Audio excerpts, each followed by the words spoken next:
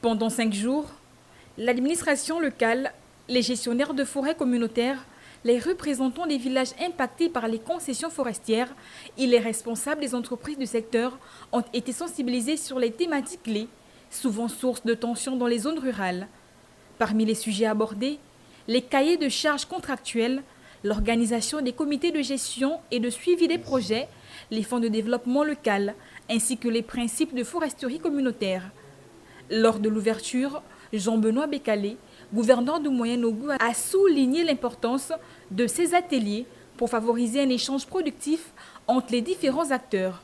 Selon lui, ces formations permettront de renforcer la compréhension des outils de gestion de forêt et d'assurer une utilisation responsable de revenus générés, conformément aux lois en vigueur.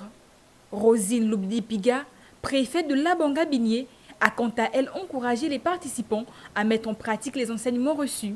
Elle a rappelé que le développement des communautés locales ne peut être durable qu'avec une bonne gestion des mécanismes de foresterie sociale.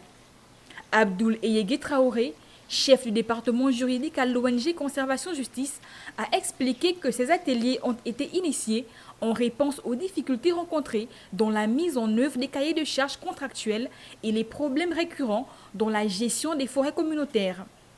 Bien que les cahiers de charges contractuels et les forêts communautaires soient des dispositifs mis en place par l'État pour favoriser le développement local, leur application reste complexe. Ces ateliers visaient à combler ces lacunes en informant et en responsabilisant les parties prenantes pour une gestion plus équitable et efficace de la foresterie sociale au Gabon.